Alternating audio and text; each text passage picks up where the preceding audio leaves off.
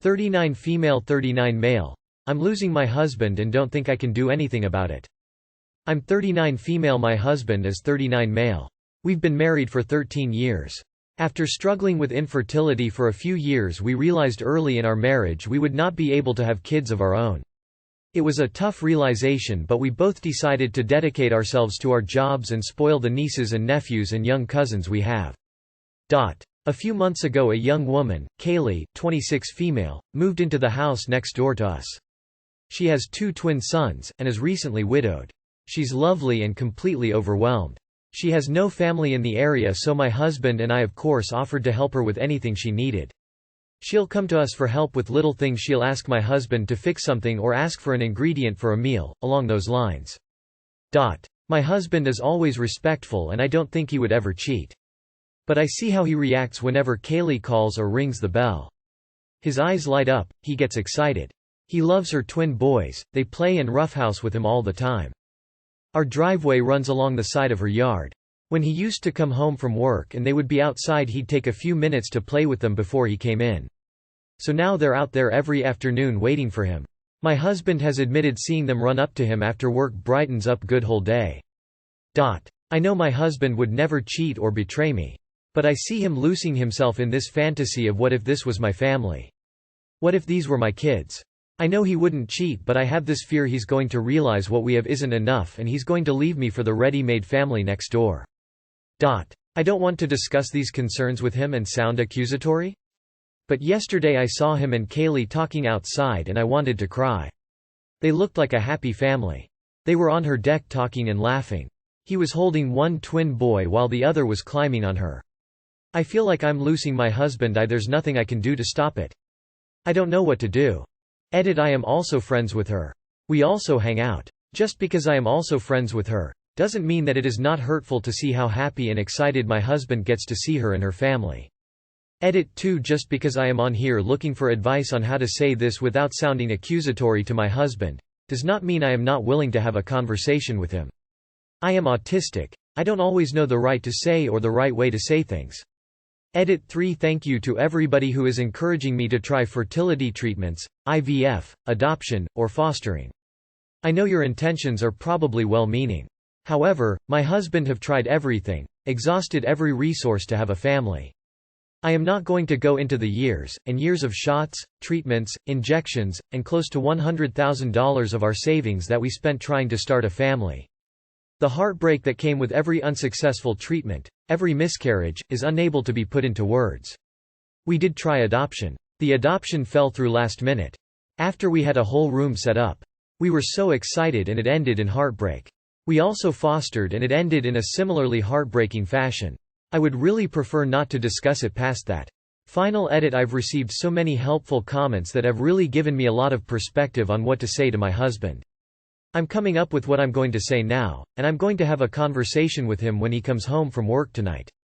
I am very thankful to everybody who took the time out of their day to give me advice. I am autistic, so it is not always easy to know exactly what to say in the situation so it does not come out wrong. I am very thankful that I got some outsider perspective on here. It really made me understand the core problems of what was bothering me, and what I don't need to focus on. Thank you all very much. I'm sure the conversation is going to be a productive and constructive one thanks to the advice and perspective I've gotten here. Have a wonderful day. You have to talk to him about this insecurity. Even if that's a possibility, he can choose you by not entertaining those thoughts. If he lacks emotional intelligence, these feelings could sneak up on him, so you would be doing him a favor by drawing his attention to it. Now, you should have this conversation in a calm, non-accusatory but vulnerable manner so that he is drawn to you rather than pushed away. Fight for your marriage. But do it calmly with love. Talk to him or show him this post and update us. Can you talk to him about how you feel without being accusatory?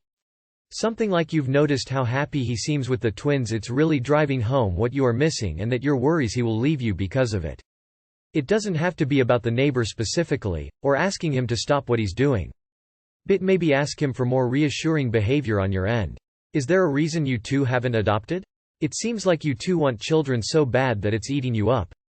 I'm not sure if that's an inappropriate question to ask, so if it is, feel free to ignore with my apologies. You need to speak with him for 3 reasons. First, to find out what he's thinking and feeling.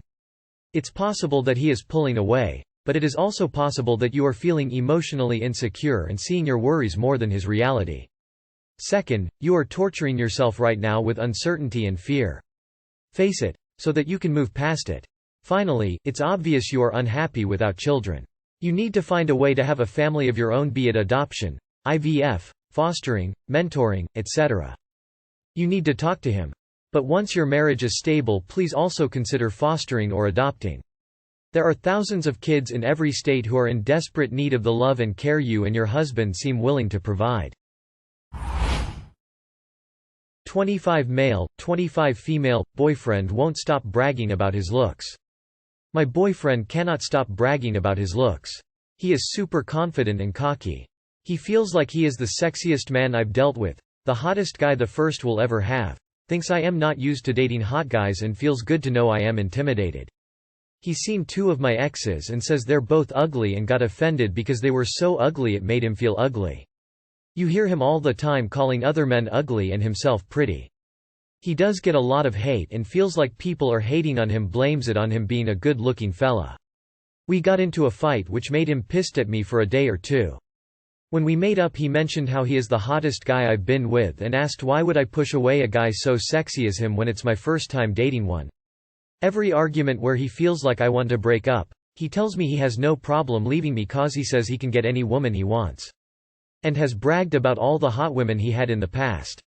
He's also from another state and I am planning on going to his state for a family vacation. He told me that the people who live there are hot and I have to look really attractive when I go there. How important are looks in a relationship? If he's so hot he can go fuck himself. You can do better. I would dump this guy's ass. Sure, being attractive to your partner is a thing, but this is not it. Good luck with all that, op. This has nothing to do with looks. His attitude is super ugly. I've known several women who were absolute stunners, until they opened their mouths and spoke. 10 dropped down to like a 3. Honestly, I'd rather have a statue than them. No one has a partner based entirely on beauty, and inner beauty outshines outer beauty every time. So likewise inner ugliness will make even the most beautiful into an ugly husk. I'll just make it simple. There's another guy out there who is equally attractive as your boyfriend, who doesn't talk about how attractive he is all day. Go find that guy. The fuck did I just read?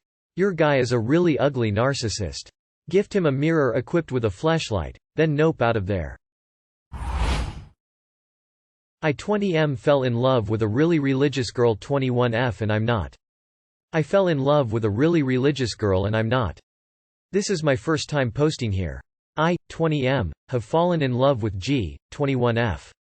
Here's the thing. She's super into religion, e.g. reading religious books only and only listening to religious music. I on the other hand only practice religion when need be, i.e. during holidays and special occasions. I don't mind going to church on Sunday and whatnot. But I'm not sure if I can handle her devoutness and it's really important to her. However, I really feel like we are meant to be and I would do anything for her. How am I supposed to handle this? Too long did not read. My girlfriend is super religious and I'm not and it's becoming too much. However, I really feel like we are meant to be. Meant to be is a fiction. It doesn't exist. There's love, deep connections and all that jazz but nothing is destined. She has a very specific thing that is out with what you would want in someone. That's not just a hurdle, it's a brick wall. Your feelings are strong enough that you want to get past the religious things. But for how long? At what point does the smitten feeling give way to you not being able to see past her religiosity? Or past your lack of it? People can get past religious differences but typically fundamentalism is fundamental. It's a brick wall that doesn't have compromise. Unless you find a way to meet halfway it's going to be, you bother God too much, versus, you don't bother God enough. How am I supposed to handle this? I am non-religious and tried what you are doing twice, it didn't work out either time. Both relationships broke up due to religious differences. After that I have been very honest about the fact that I am not and will not become religious. So I'm not saying this is impossible, but you need to be upfront. You need her to be okay with your level of religiosity, it's just never going to be on her level, right? Unfortunately, that could be the under right there. But better to know now than have her hope for the next 3 years that you'll become more involved with religion. If she actually is religious, you can't separate a person from their religion.